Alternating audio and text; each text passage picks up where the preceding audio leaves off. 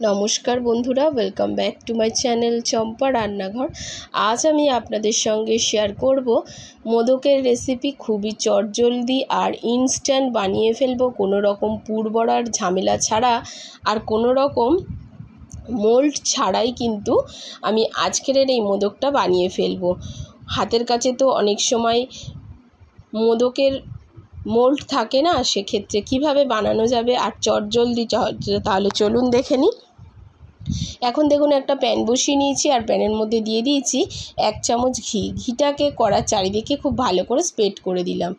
এখন নিয়ে নিচ্ছি এখানে 4 থেকে 5 চামচ মতো সুজি। দেখতেই পেলেন বন্ধুরা, একটা বাটি মেপে আমি সুজি নিয়ে নিয়েছি। সুজিটা কিন্তু ওই বাটির হাফ বাটিরও কম। এবার সুজিটাকে হালকা করে ভেজে নেব। সুজিটা ঠিক কালার আসার আগের মুহূর্তে আমি এই সুজির মধ্যে মিশিয়ে দেব কিছুটা ফ্রেশ নারকেল কোড়া। এখানে আমি ফ্রেশ নারকেল কোড়া ব্যবহার করেছি, আপনারা চাইলে এখানে ড্রাই নারকেলটাও ব্যবহার করতে পারেন। নারকেল কোড়াটাকেও 2 চামচ মতো আমি দিয়ে দেবো। এবারে নারকেল কোড়াটার সাথে সুজিটাকে খুব ভালো করে মিশিয়ে আবারও 3 থেকে 4 মিনিট খুব ভালোভাবে নাড়াচাড়া করে লালচে করে ভেজে ফেলতে হবে। আর বেশি ঘি দেওয়ার কোনো প্রয়োজন নেই বন্ধুরা, 1 চামচ ঘি এনাফ।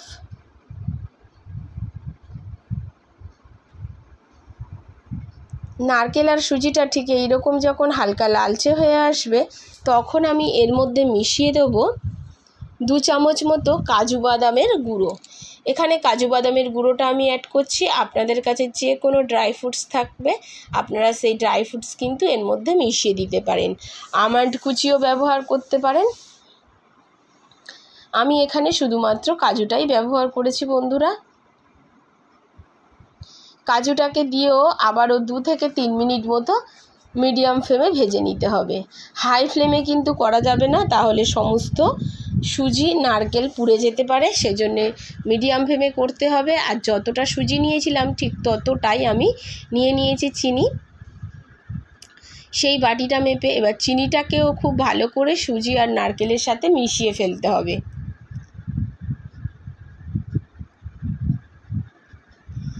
একটু মিশে আসলে যখন চিনিটা প্রায় গলতে শুরু করবে, অর্থাৎ 3 থেকে 4 মিনিট পরে এর মধ্যে দিয়ে দেবো ওই বাটিরই 1 বাটি দুধ। এবারে দুধ দিয়ে খুব ভালো করে নাড়াচাড়া করে মিশিয়ে নিতে হবে। দুধটা ফুটে উঠলেই কিন্তু সুজিটাও সিদ্ধ হয়ে যাবে।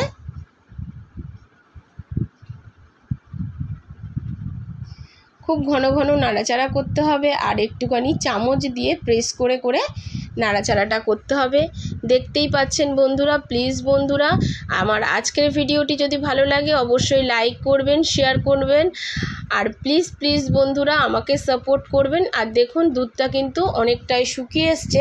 এখন আমি আগে থেকে কেশর একটু গরম দুধে মিশিয়ে রেখেছিলাম, সেটাকে ঢেলে দেবো, দিয়ে খুব ভালো করে দুধের সাথে মিশিয়ে নেব।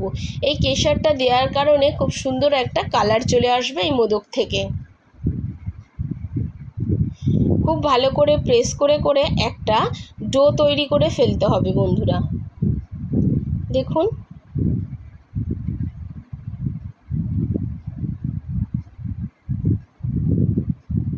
ডোটা আমার রেডি হয়ে গেছে। আর কড়া থেকে দেখুন ছেড়ে ছেড়ে যাচ্ছে, তার মানে ডো একদম রেডি, কমপ্লিট হয়ে গেছে। এবারে এটাকে একটা পাত্রে তুলে নিয়েছি, নিয়ে খুব ভালো করে এটাকে মেখে নেব।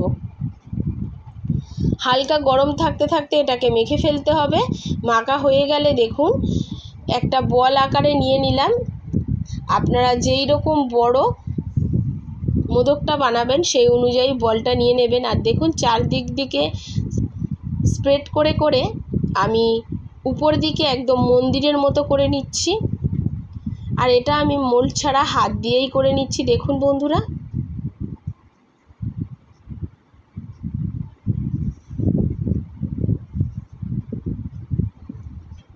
আশা করছি বুঝতে পারছেন কিভাবে বানাচ্ছি। এবারে দেখুন মোদকের গায়ে একটু দাগ থাকে সেই দাগটাকে করে নেওয়ার জন্য একটা চামচ ব্যবহার করব, আর চামচের পিছন সাইডটা দিয়ে একটু দাগ দাগ করে দেবো।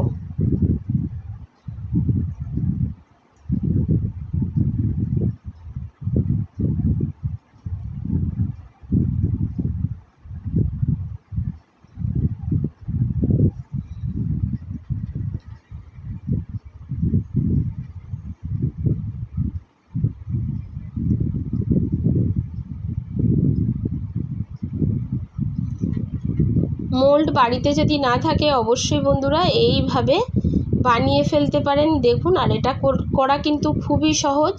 হাতের কাছে সবসময় মোল্ড পাওয়াও যায় না, কারণ আমরা গ্রামে বাস করি, সেখানে সবসময় এই মোদক বানানোর মোল্ড কিন্তু পাওয়া যায় না। আর দেখুন কতটা সুন্দর হয়েছে, একটু কাছ থেকে আপনাদেরকে দেখিয়ে দিচ্ছি। আর সমস্ত মোদকগুলো ঠিক এইভাবে বানিয়ে নিয়ে আমি ফিরে আসছি। এটা তৈরি করতে মাত্র 10 থেকে 12 মিনিট টাইম লাগবে বন্ধুরা। আর দেখুন কতটা সুন্দর হয়েছে দেখতে।